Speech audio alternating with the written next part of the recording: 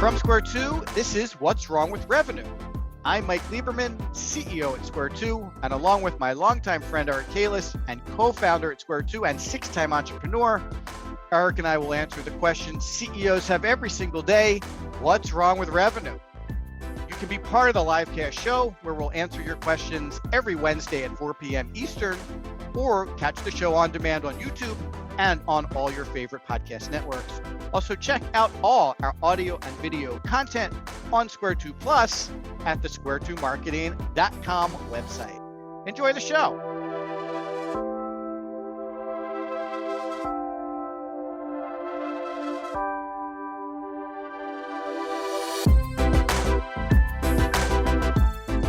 Hey everybody, Mike Lieberman. Welcome to What's Wrong with Revenue. My co-host and I, Eric Kalis, are going to answer the age-old question, why can't we generate enough revenue to grow our company? Today, we're going to talk about why you don't have a revenue operations function. You don't have anyone in your company focused on revenue operations. Could be one reason why there's something wrong with revenue. Eric, you're in Florida. You've been there for the most of the month. How's it going? I am very tranquil and relaxed. Your pickleball game must be at a new high, right? Well, there's some senior players down here that kicked my butt this morning. So it's a different world out here. You're right. You're in the pros now. You're in the minor leagues up here. Now you're in the pros. It's big time. Awesome. I'm glad you could find some time to come participate in the show. For all you guys that listen regularly, you can find the show on YouTube at the Square 2 Marketing channel. All the shows are hosted on YouTube.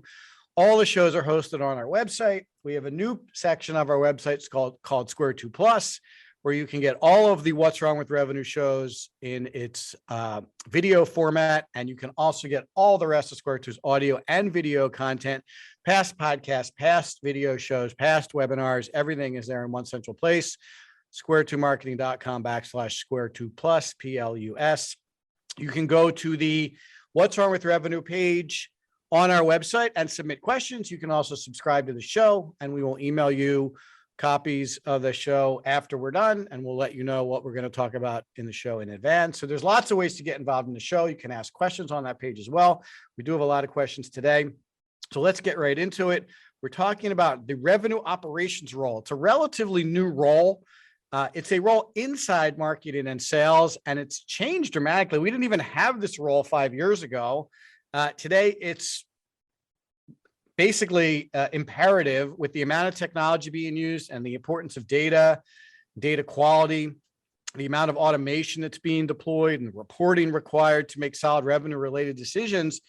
This idea of a revenue operations role is now critical. So on the show today, we're going to talk about how we define the role, how we find the right team members for the role, how we maybe consider getting some outside help if you don't have someone inside your organization that's going to be a good fit for this role, why you need this role. We have a lot of questions. It seems to be like a very popular topic these days. So let's get right into it. Eric, I know you talked to a lot of prospects, and you mentioned to me a couple of days ago, more and more prospects are looking for help in this revenue operations area. So can you just comment a little bit on the trend towards revenue operations and how companies need this area of their business supported more than maybe they did 4 or 5 years ago? Yeah. Trend is the key word here. We're really seeing a lot of companies have challenges around revenue ops. So what are we hearing from the street? The first thing is that people are identifying correctly that HubSpot is becoming a much more complex tool. So when you found HubSpot for our agency 10 years ago, it was a pretty simple platform, right? Just the marketing hub with a few tools, but at least there we were consolidating disparate technologies like Constant Contact and Blogger and Hootsuite. At least we had that going on in the beginning. But one of the selling points originally for HubSpot versus a more enterprise-oriented tool like Marketo was that it was simple to use. It was intuitive, easy. You don't need an operations person. In fact, the first time I even heard the phrase marketing ops was related to Marketo, which is a wonderful tool, but it's so complex, you actually need a full-time person running it to make sure that everything is in order and any changes that could be done can be attacked correctly and efficiently. So what we're hearing now is, oh my goodness, HubSpot has become such a complex tool with so many modules. It's starting to get a bit messy. And that messiness is because 3 years ago, we had one marketing person and they built a nurture. Now it's broken. We had another person who worked on the website. Now it's a 404. I can't find this page. And all these things are kind of breaking or ignored or haven't been maintained on a regular basis. And that's what the revenue ops person is doing. Now, I could say marketing ops, but the title of this show is all about revenue ops because there's just as much havoc being wreaked on the CRM side. We set up the sales sequence wrong. These categories and segments are wrong. Hey, we need another step in our sales process because we decided to refine it. And that's also what the same kind of person would be doing, is fixing, supporting, enhancing all of these places in the technology where things are a little wonky. Yeah, it's a really good point. And to elaborate on the HubSpot piece of it a little bit, you're right. We used to do a lot of marketing. So we're kind of technology agnostic. A big part of our business is HubSpot, but we also support Salesforce and like Eric said, Marketo, Adobe, and a little bit of Pardot and some other things as well. And we noticed a while ago that there was a lot of calls for marketing ops help around Marketo because it was a more open and customizable product. HubSpot, when it came out, was very basically like it did what it did. And if you wanted it to do something special, you created a workaround. So most people just kind of, got in line and worked HubSpot the way HubSpot wanted it worked. But I guess it was a couple of years ago, they unlocked some features. They allowed custom objects, which was great because it opened up the door for companies with more complicated requirements to use HubSpot, some bigger businesses who had some different things that they wanted done. Basically, like allows us to do almost anything, which is great. But to Eric's point, makes it much more complicated, which means you need someone on the team to keep everything running smoothly. Now, revenue ops isn't just technology, although that's a big part of it. And since we're talking about revenue ops today, it's kind of marketing ops and sales ops combined. Some companies do have marketing operations roles and sales operations roles. For instance, sales operations might be someone who's looking at the sales process very closely and evaluating the performance of the sales process and making some adjustments to the sales process. Sales ops can also be people who are responsible for maybe training the salespeople on how to use the CRM or how to incorporate changes in the sales process into their day-to-day activities, providing them tools like email templates and things like that. So I want to make sure we're not just talking about technology, although I have a feeling we'll continue to get brought back to technology because that is where a lot of the strategy ends up getting implemented, right? Operations people are looking at automation. Automation gets executed in the technology. The revenue ops people are also looking at reporting and dashboards and KPIs. That gets executed in the technology as well in a lot of cases. So we're probably going to end up talking about the technology fairly frequently. But because these tools are more complicated, because companies are executing more complicated marketing and sales motions, the RevOps role has become more significant in companies that are a little more sophisticated. Would you agree with that? Yeah, I mean, I think if you're all in on using a tool like HubSpot and you're a company that has a decent budget, RevOps would be a top 3 or 4 person that I would prioritize in my marketing team. Yeah, again, and I think if you have a sophisticated approach to marketing and sales, you're going to need an operations person, right? Even to do like ongoing optimization. Like one of the questions we got was related to how does this role interact with campaign managers? And if you listened last week, Joel was talking about his, what did he call them? Marketing principles, like those people that were responsible for the segment strategy. I thought that was really interesting. Like that he really understood the strategy piece of it. So those people were specifically empowered with creating strategies around specific segments or target markets. They obviously would be working with the campaign managers and the operations people to make sure the execution is smooth. So let me ask you a question, Art. If we back up a little bit, this is a relatively new role. Like you and I really weren't even talking about a role like this a couple of years ago. So how do you think people would go about finding someone to do this type of work for them? And I don't, we'll get to the in-house versus outhouse later, or in-house versus agencies. I think outhouse is a different podcast, but how do you think someone would go about finding this? It's kind of a unique set of skills. Not there aren't a ton of people in this role in other companies. There's not a lot of people with the right backgrounds here. How would a company go about sourcing this role for them if they think they need it? Well, I mean, while it's new, it's just another byproduct of sales and marketing departments, right? So someone who, let's say, grew up as a HubSpot campaign manager, got into RevOps, and now they're interested in that. So the question is, if you want to find those people, where are their watering holes? And what I mean by that is that there's certain places now where RevOps conversations are going on. I would start there. HubSpot has a great place. Marketo has a whole marketplace of people, right? But then I think there's RevOps.io, right? There's another collecting point of people that are talking about RevOps, content around RevOps. I would start there, because if you could introduce yourself to a person in one of those watering holes, then that's where a great way to start a conversation. Also, I'm sure Jess Lipson, our fabulous HR person, could go out and sort by RevOps titles on LinkedIn now. It's certainly mature enough that there would be a RevOps title that she could search by. So you might want to do a little bit of work on LinkedIn and connect with some of those people who identify or self-identify as RevOps specialists.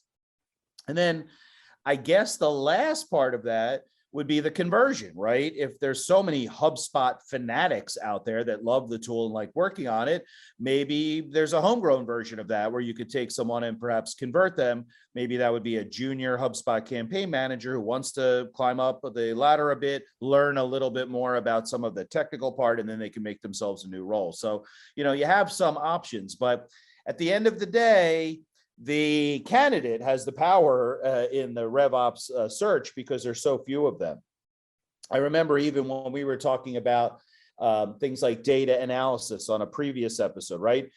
Marketing data analysts can write their own paycheck these days, because there's so few of them that are focused on the understanding and analyzing the data around sales and marketing. So, the same thing is now with RevOps. Over time, more and more people will enter into the fray, but those are the places I would start if you wanted to start thinking about adding a RevOps function to your department. Yeah, that's a lot of good advice. And maybe we should talk again, like I don't want to have people thinking that this is all about technology. I mean, there's a lot that goes into these if you're in RevOps, you're not thinking about your job as purely, let me go into HubSpot and fix something, right? Like to your point, the data piece of it is a big chunk of their job, right? They have to make sure the data is accurate. They have to make sure the data is complete. They have to make sure the data is segmented properly. They have to make sure that the connections between the CRM and the marketing, contact collection piece of the puzzle is working properly, and that information is moving back and forth properly. So to your point about the technology, Mike, one of their roles is liaison, right? They're the liaison between the strategic conversations that the sales and marketing teams are having, and then how does that flow through operationally, of which the technology would be a big part of that. Yeah.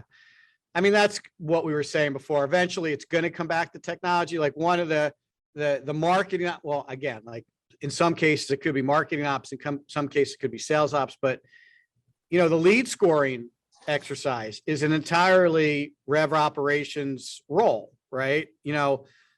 Understanding what makes a good lead, creating the lead scoring model, getting buy-off in the model, and then, like we were saying, building the model in HubSpot or building the model in Salesforce, wherever it has to be built, testing it, QAing it, making sure that the score is getting to the sales reps, making sure they're notified properly, making sure the score changes, coaching them a little bit on what's happening and why they should face it.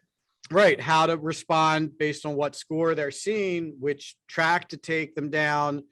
That in and of itself is an operations function that has a lot of different areas that they would get involved in, with the technology piece being, I guess, where the rubber meets the road, but it's kind of secondary. They have to build the model. They have to understand the strategy. They have to understand what makes a good prospect. They have to liaison with sales to get that data back from sales and combine that with demographic and behavioral information. Like, it's a pretty complex project, but that's a really good example of what would fall into this operational role, whether it's MOPS or SOPS or RevOps. I guess at this point, it doesn't really matter, but they would have to help with that and then get it installed in the technology, which is what we were saying earlier.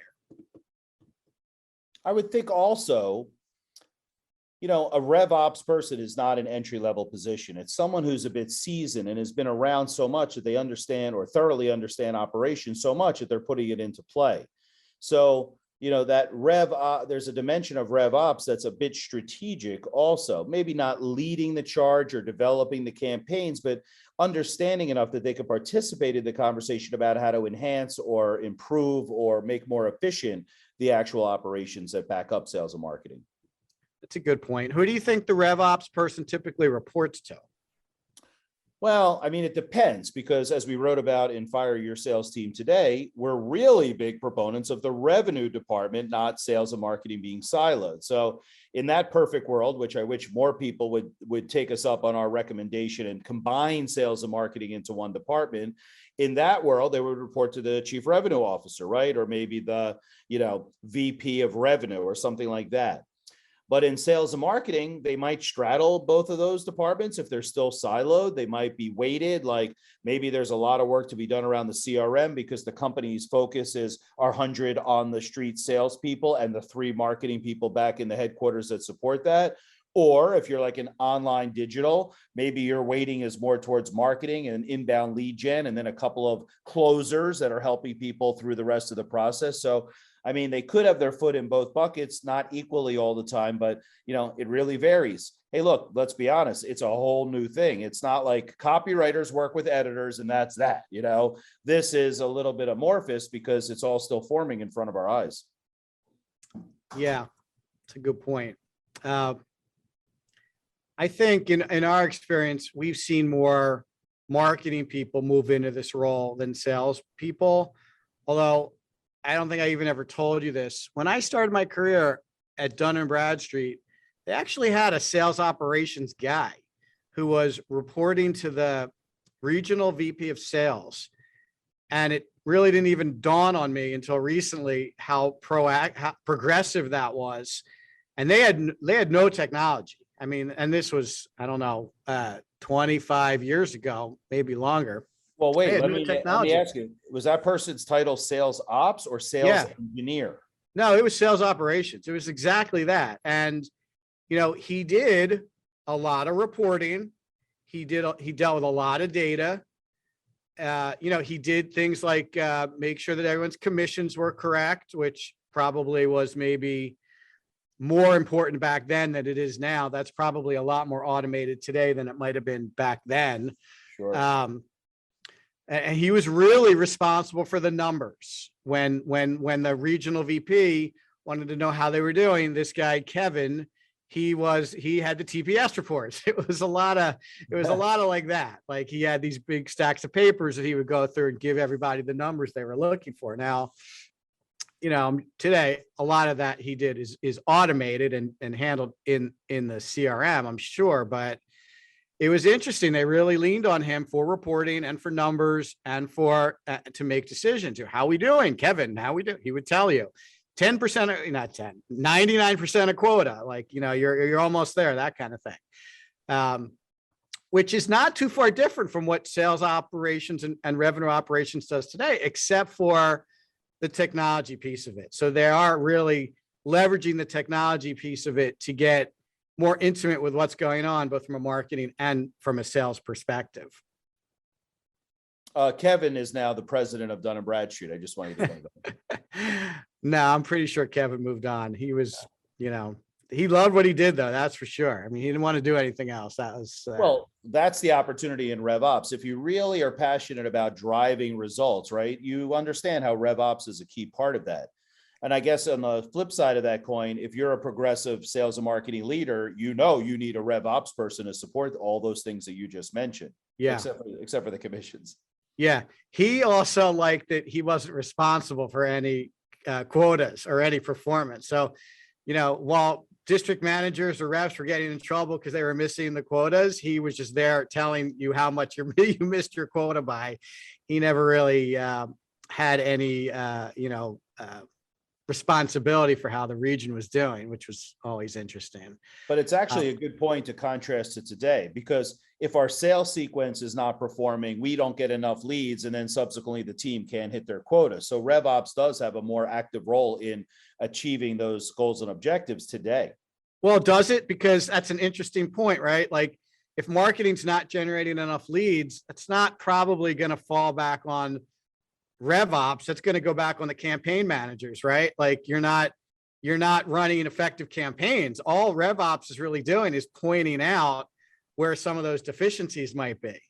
Right. But in a marketing team meeting, when someone says, hey, we identified that the nurture we thought was in place is broken or down. Hey, marketing ops person, what are you doing about all this? Now they're in trouble because the whole team is trying to hit their quota. Well, if it's down, yeah, you're right. But I think more not functioning or whatever. My point being, they're more integrated into the driving towards results than before. They were more of like a administrative support role. Right. You're right about that. I think today it would be more like the nurture's not working. Here's what I want to do to fix it. Go install these fixes, right? Yeah. Then the RevOps person would go in, they would change the sequences, they would change the timing, they would swap out some new copy for old copy. Like they would probably install the changes that the campaign managers or the marketing managers are looking to install. Yeah, I mean, that's all the administrative work and reporting that Kevin did back in the day, technology took all off of Kevin's plate. Right. But they're setting up dashboards, and then those dashboards are shared. So there's like a common review of those dashboards, right? And I also see they're self-service, right? So if they're self-service, right. But I also see a lot, and we run into this with our clients. I'd like this view, right? Like, yeah, I get it. Like I see how many leads we got, but I want to know how many leads we got by region. Okay, no problem. I got to go in and build that dashboard for each of the regional managers, and then one that rolls them all up for the VP of sales so he can look at how the entire company's doing. So by region, like that would be a RevOps job for sure. Absolutely. Right. Good. So interestingly, around your point, so they're integrated into the team. You're right. And there's probably some common objectives that they're all working towards, like leads or revenue attainment, close rate, and things like that. But there must be some specific performance measures for the RevOps role. You have any thoughts about how we would measure this individual? Well, each company is different. Let's just start there, right? So if I have a very, very short sales cycle, if I have a very long sales cycle, immediately those two factors are going to implement what the RevOps person's focus is going to be, right? Yeah, sure. Me, Mike? Yeah, I can hear you. Can you hear me? I can hear you well now. Okay. Oh, you done? No. What was the tail end of what you just said? I'm sorry, folks.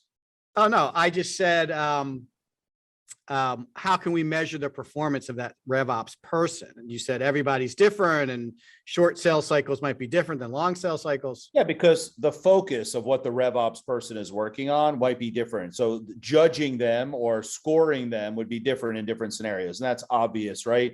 If I have a really short sales cycle, call it a day or two, then the RevOps person might be judged on how fast someone's coming through the process, the buyer's journey, how those are converting. Is everything working smoothly? Is there no friction? If it's a long sales cycle, then it's more like, how's our nurture campaign set up? Do we have the archiving set up so that the sales team can pull from that? Do we have the right landing pages? And then what are the results of those landing pages to get new people on board? So I just think that it depends on what the sales cycle looks like, the buyer's journey looks like. And that's where you would apply the rating of how a revenue ops person is doing versus not. I will say one thing. All rev ops people are definitely judged on noise level. And I don't mean the noise that HubSpot makes when you click on a box. I'm talking about the complaints from marketing or sales. Hey, this isn't working or this isn't up to snuff. That's definitely a rev ops person because their number one job is to make things run smoothly for the other folks on the team. You could measure them on the revenue cycle, right? I mean, they may not be ultimately responsible for it, but they're going to have responsibility for its execution, right? Well, yes and no, because if they're not working hand in glove with the strategic people, whether it be marketing or sales, they're not going to understand what the overall strategy is and how that cascades down to their specific function. So we have to make the assumption that they're working hand in hand with the rest of the team, understanding what the revenue cycle's purpose is, how it should be executing, the expectations that come out of it. And then they have to live up to those expectations. That I would agree with you on. But if they're just like, yeah, go sit in the corner and fix things that break on HubSpot, that's not going to be strategic enough to be rated on the performance of the entire revenue cycle. Right. Then you can just rate them on how quickly they fix shit. Yeah, which actually might not be a bad metric depending on your company. Right. Yeah. I mean, isn't that the IT? Like, how fast can I get kind my of? laptop? Yeah, kind of. I'd rather do it the other way because I do think that, to your point on the sales cycle, if they are looking at the sales process and they are helping the sales reps with tools and studying the performance of those tools, then they can impact the sales cycle and they can impact the conversion rates at the later stages of the buyer journey. If they are working on lead scoring, then there is an efficiency component to what they're doing and how they're helping the sales reps, and making the transition from marketing qualified lead to sales qualified lead more effective. They could be measured on that revenue cycle and its improvement over time. I would think, though, it would work a little differently. Like, hey, we're expecting that 90% of marketing qualified leads convert to sales qualified leads, right? We've strategically established that metric. And now they have to say, well, here are some of the things that we see that might be preventing those from converting. Now go fix them. I mean, a revenue ops person is, on their way to being strategic, for the way I see it. They're not strategic by definition. And I think that if they're working with the rest of the team and then they're all discussing strategy, then the rev ops person fits in very neatly. But if they don't know what the overall strategy is, what the goals are of the revenue cycle, they're flying blind a little bit, don't you think? Yeah, I think that would be a big mistake if you're looking at your rev ops person, like your IT person, right? Right, exactly. Hey, my laptop's broken, fix it. Hey, I can't get on the internet, fix it. My email's not working, fix it. If you're looking at your rev ops person like that, I think you're making a big mistake. I think you should include your revenue operations person in all the strategic conversations. I almost feel like, and I guess Joel was a little bit like this, but I almost feel like the revenue operations person should be at the director level. So, if you have a director of marketing, you have a sales manager, I think you need a parallel person responsible for operations. And all those people should probably roll up to some kind of CRO or VP of revenue. That, I think, that triumvirate is a requirement. And in that scenario, they would be very intimate with the strategy. I don't think putting a lower level person that's going to just fix stuff that breaks, you're not going to get full value out of this role, I don't think. Not at all, because that person's constantly going to be asking why. Or if they're not asking why and they're just fixing it, it's going to be out of context, right? Exactly, which won't fit into the whole beautiful frictionless buyer's journey that we crave. Right. Yeah. Which, again, back to our very first conversation, probably makes it even harder to find this person, right? I mean, you might even be looking for somebody with more marketing and sales execution experience and a little less technical experience. How do you feel about this? I almost feel like you can learn the technical pretty quickly, especially with HubSpot. I mean, there's so many resources out there. You literally can Google, how do I build a lead scoring model in HubSpot, and get a couple of articles. If you have the expertise to have created the model on paper, it's relatively easy to set it up and install it in HubSpot. So I would agree. I mean, if you're growing that person internally, well, first of all, let's put a caveat on this whole conversation that only the most progressive firms in 2022 are thinking this way, right? Yeah, we have a young college graduate and they know HubSpot. They manage HubSpot for us. There's not like, okay, we're the revenue team. We're direct, we have a strategy, we have goals and metrics, and the revenue ops person is a director level person that's aiding. That's just so progressive compared to your typical company that we see. However, if you're growing a person internally, I say, oh, well, Mary, she's really sharp on, as a marketing manager, and, she understands where we're going with this. Let's send her for some training or additional HubSpot training and grow that revenue ops. She's already involved in the marketing and sales conversations by definition. Now they're just adding another dimension to that. That probably would be a good strategy. Now, that's also when Mary is now expendable in her old position and can be moved to a new position, which by definition would mean you'd have a 5 to 10 person marketing department, which once again, that's progressive. Yeah. I mean, our whole mission here is what's wrong with revenue. If you're having trouble generating month over month revenue growth, it could simply be, it's never one thing, but one of the things that could be holding you back is you don't have someone in a role like this. So you're not paying enough attention. You're not leveraging your technology. You're not, doing things like lead scoring. You haven't looked at the support for the sales team from a sales execution perspective. You're not paying close attention to how things are working like nurtures. You're not digging into the data enough, right? We see that all the time. Like people do have HubSpot. They are executing marketing, but they're just not intimate enough with its performance to be able to make adjustments, right? They're just kind of doing what they've always done, random acts of marketing. Sure, they use HubSpot, but it's not producing results because there isn't someone who can understand what's working and how to fix it. Yeah, but let's look at the other side of the coin. Let's say I'm a mid-market company with a 4-person marketing department. Who am I hiring first? Copywriter or RevOps person? Well, it's a 4-person team. So who else is on the team? You have your CMO or VP of marketing, right? You have a marketing manager / campaign manager, and now you're ready to expand. Which way are you going, RevOps or copywriter? I'm doing copy first. Sure. And that even if then I'm doing RevOps. Right. But even if it's not the right answer, it feels safer. We need ebooks, we need white papers, we need blog posts, right? It's just the way it goes.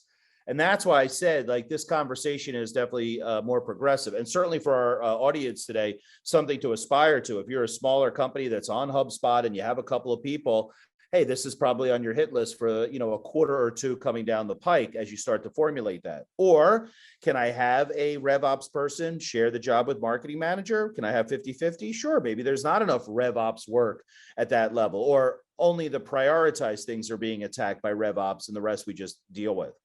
Because resources are limited and marketing doesn't get its fair share at the dinner bowl. Yeah, the content question, it's not like the safe choice. It's just a priority, right? I need to create content to generate leads and to drive engagement. So I have to have some content resources, right? Yeah. And once again, if I don't have enough content, what's wrong with revenue? You don't have enough content, right? I don't have RevOps. What's wrong? I don't have RevOps. It's like all is one big, multi-layer problem. Right. Let's answer a question. So this is very relevant to what we're talking about here. This is from Mark in, what did he say here? New York City. How could an outside agency help deliver revenue operations support, right? So just the scenario we're just talking about.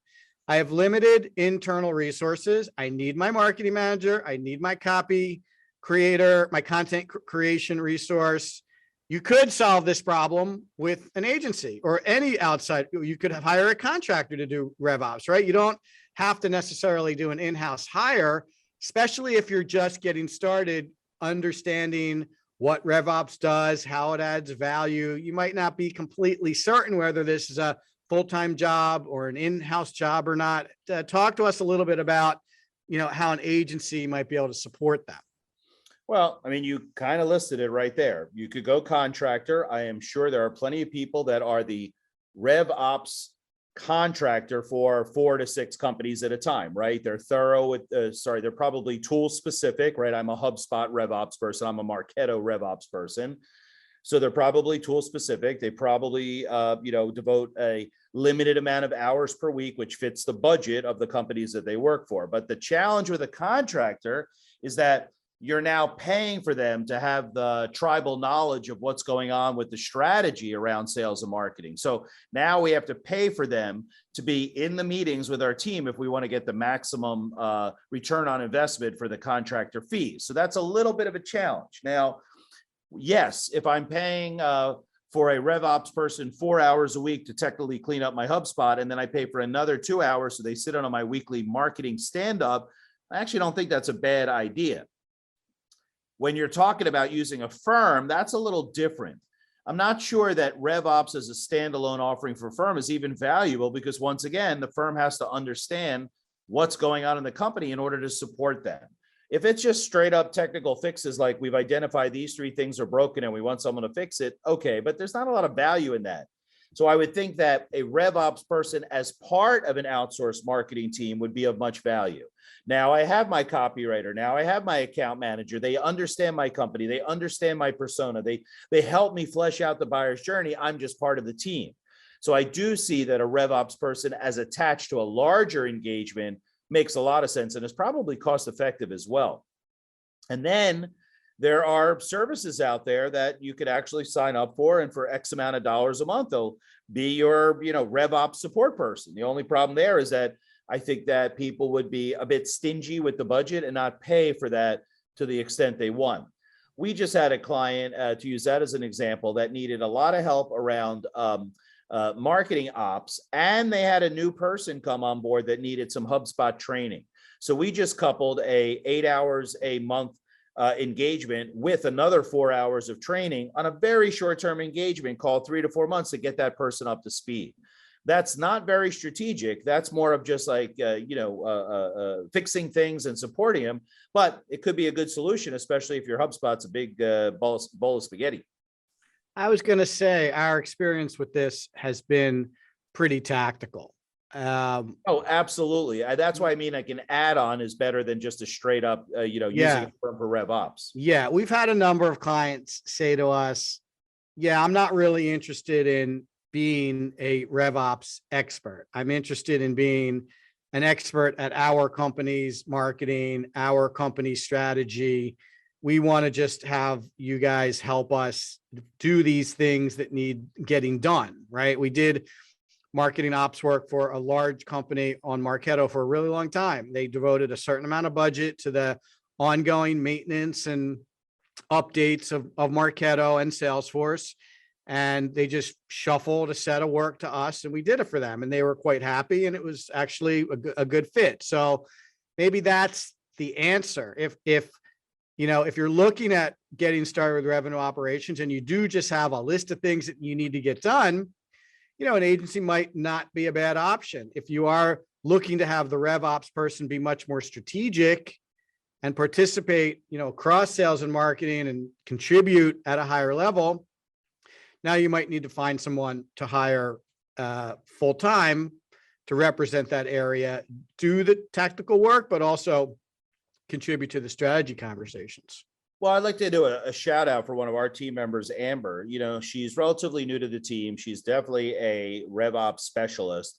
And we have something that we do called the 13-point HubSpot checkup to get under the hood of your HubSpot subscription, see what's going on, and identify the mission critical problems that are either occurring or about to occur. And when I've watched her tell the client about what's wrong with their HubSpot, she brackets it by, and here's the impact on your business, right? Not just this is broken, but if your nurture breaks down, you're not going to get enough sales opportunities because people didn't experience the nurture as designed, and that will hurt you from a revenue perspective. So, I think that if you have that strategic perspective, it's pretty valuable. Yeah, good. So we got a lot of questions about, and I look, we said it early on, this is a relatively new role. This whole area is relatively new. People are trying to figure this out. So we got a lot of questions about the people and the resources in this role, training, how much technical expertise do they need? We talked about measuring their performance, what will be a balance in their workload between technical work and strategic work. So I just want to talk about this a little bit more before we wrap up. I think the best way to think about this, if you're considering some role like this, or you feel like this is missing, and look, I gotta believe a lot of companies feel like this is missing, because if you have technology and you don't have someone that's paying attention to it, or you have someone like a marketing manager who's part-time paying attention to it, then you're probably gonna have, like Eric said at the beginning, you're a HubSpot instance or a Salesforce instance that's not optimized. It might be a little messy. It might have some pieces that are not connected properly or working the best they possibly could. So you may be feeling some pain around this. Now, it might not be acute pain, because I think you might not know what a highly optimized program would feel like if it's always been like this, but you probably have some inside inkling that there's some, like, wow, I wish we could get a dashboard like that. Oh, how do I go about getting that? Oh, I wish we could tweak our lead scoring model a little bit. Who would do that? Like, okay, I guess we'll just leave it the way it is. Like, you're probably thinking about some things that you would like done differently, and there's no one really who can quickly jump on that. That probably would be an indication that you could use some help from an operations perspective. And I think it's going to be hard to find someone to step into this role. Eric's right. There are not a lot of people with this skill set. They're in high demand. A lot of them are in agencies and large, sophisticated marketing companies. Like big companies have this role satisfied. Your best bet is going to probably be to identify someone in your existing organization and grow them into this. And like I said, I think you'd be better suited with someone with a marketing background and affinity for sales. So like, for instance, like a lot of my background experience was a marketing person who had to support sales. So while, I never really sold, I was always very close to the sales organization. Like, I always knew that marketing's job was to support sales. A lot of marketing people don't understand that. They think it's the other way around. So if you took someone like that and trained them on the technical aspect of the operations role, I think you could pretty quickly grow someone into a really good RevOps person. And Eric also rattled off in the beginning, there are more and more resources for this person to get trained up. Like HubSpot, Salesforce, they have huge resource sections. There are RevOps communities, mostly designed around the software products like RevOps.io, Outreach.io. Sales Hacker has a RevOps section in their website. So there are a lot of resources out there for these people to study, to talk to other people like them in roles, maybe even to get a mentor from a bigger company who might be doing this for a larger organization. I kind of think if this is important to you, that's the track that I would take, is find someone in the organization and then put them on a professional development path to tune up their technical data and operational skills to go with their already existing marketing skills and hopefully some affinity for sales.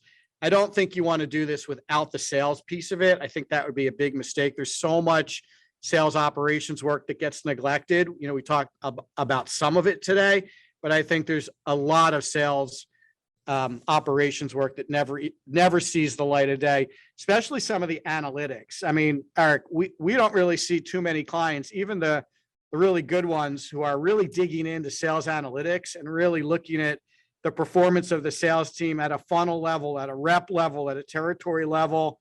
And that's something that this operations person should probably be very comfortable doing. Wouldn't you agree? 100%. Right. So, I mean, that's a pretty big task. That would take you a year to train this person up. But if you could do that, you would have a really valuable resource that would really be helping the company pretty significantly. And back to what's wrong with revenue, a competitive advantage, right? You now have a much better buyer's journey. You have a tighter system. You have more efficiencies. You're closing more deals. You're getting more in the top of the funnel because everything's running smoothly. I'm not sure that a lot of people would equate revenue ops person with competitive advantage. That's a really good point. And you actually bring up something we haven't talked about yet. How do you think this RevOps person would work with the buyer journey? Like what's their responsibility as it relates to understanding the buyer journey? Well, I could look at it from two perspectives. One is removing friction, right? Metrics would show us where things are bogging down. Revenue ops would get in there, roll up their sleeves and make sure that it's fixed. But two, I would think that the impact of revenue ops would be, like we said, part strategic, right? Hey, in my experience of working with the marketing department, we did this at my past job, which got people from MQL to SQL. I see that's breaking down here. I'd like to put that on my list of activities. Or, hey, I see here in our Salesforce instance that the sales cycle days have been increasing over the last couple of quarters. I have some ideas about how to fix some of the things going on. Let's huddle about that strategically, right? So it could go both ways, depending on what, I don't know, posture that RevOps person has. But I think it's look, good content, competitive advantage, right? Better website, competitive advantage. Well-trained sales team, competitive advantage. I think RevOps falls under the same category. If you have a wonderful buyer's journey, of which 85% of the people that come through that journey are not ready to buy, that RevOps person is giving them all the reason why they should buy, or I should say facilitating all the reasons that they should buy. That's a competitive advantage. Yeah, I agree. Today, I was talking to a prospective client today that has a 1973 brown and orange website. They're so far behind the understanding the experience that prospective clients would have that it's a competitive disadvantage for that specific company. Yes, agreed. And I think also you could potentially have a situation where you have the marketing people are responsible for part of the buyer journey. The sales people are responsible for the other part of the buyer journey. It might make sense to have this revenue ops person as the one person who's responsible for the entire buyer journey, right? Yeah, they're stitching all the pieces together. Right. The orchestration piece that we talk about a lot, it's, maybe they're not responsible for creating the content that answers the questions at the different stages of the buyer journey. That could be marketing or sales. Yes, but RevOps could identify that there's a problem with the buyer's journey based on data analysis, experience, reporting, and then bring that to the team. Hey, our piece of content is needed here, or our existing content is not effective here. What should we do about that? At least they're looking at that whole buyer's journey. Yeah, I mean, I would think marketing people would be looking at that also, but you're right. I mean,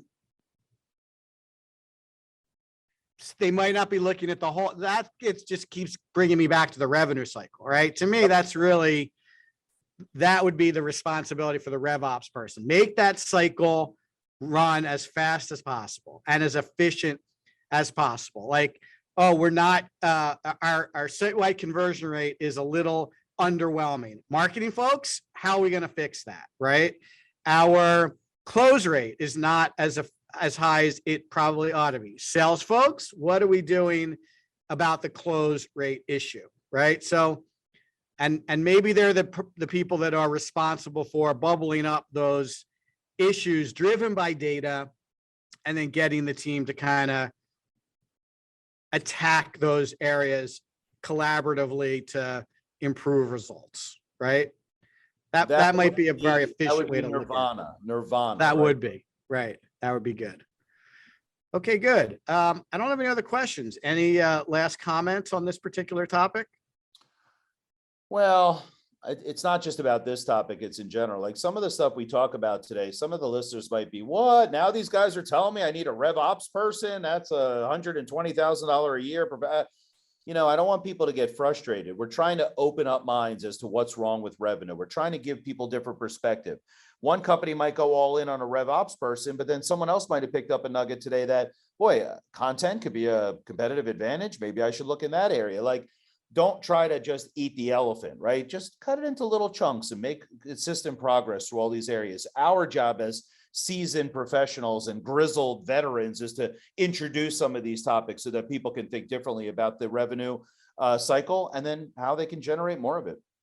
Agreed. We're just trying to get people thinking a little differently. Like you may not want a revenue ops person today or even this year or even next year, but if revenue continues to be a challenge and you've addressed some of the other things we talked about, you have a great website, you have a great sales process, you have plenty of content, you think your sales team's awesome, and you're still not hitting it, you might need some other help in some other areas. Our job is to just help you ask the questions of your own organization and, do a little, be a little introspective on what's going on in your company and what might be missing. It'd be great if someone came away for this episode and said, yeah, Mary is my great marketing manager. You know what?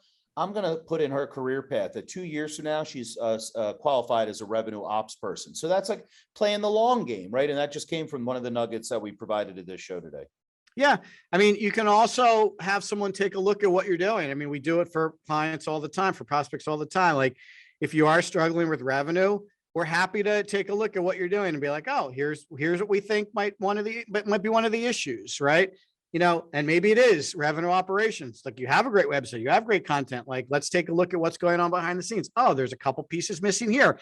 Look, it is a very complicated puzzle. And there are very few companies that are putting it together perfectly, right? If everyone was doing this, if this was super easy to do, you wouldn't have 10,000 digital marketing agencies. Everyone would just know what to do. Everyone would have plenty of leads. Everybody's company would be shooting through the roof.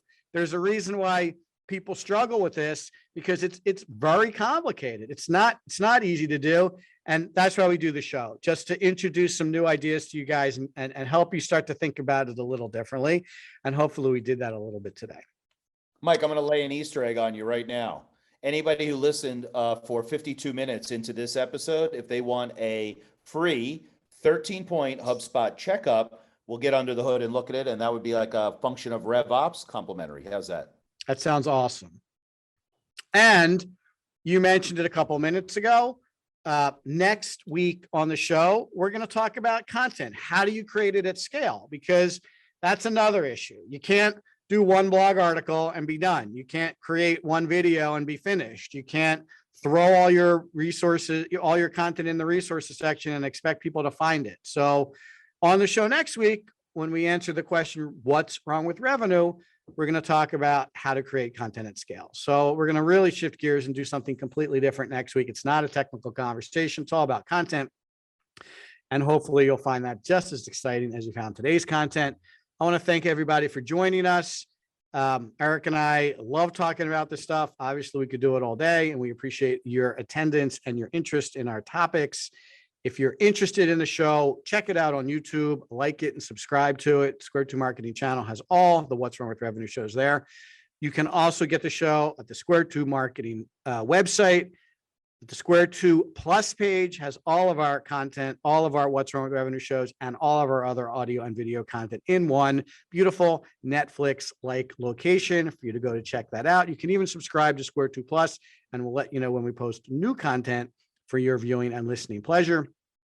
You can subscribe to the show specifically at the What's Wrong with Revenue link at the bottom of our website. And you can also submit questions like the ones we answered here today. Thank you for the people that submitted questions. We're happy to answer questions. And if you're into podcasts and you prefer audio content, check out What's Wrong with Revenue on all of your favorite podcast platforms. Today's episode will be up very shortly this evening or first thing tomorrow morning. Thanks everybody for listening. We really enjoyed doing the show, and we'll catch you all next Wednesday at 4:00 Eastern time. Eric, thanks very much. And we'll see you all soon. Take care.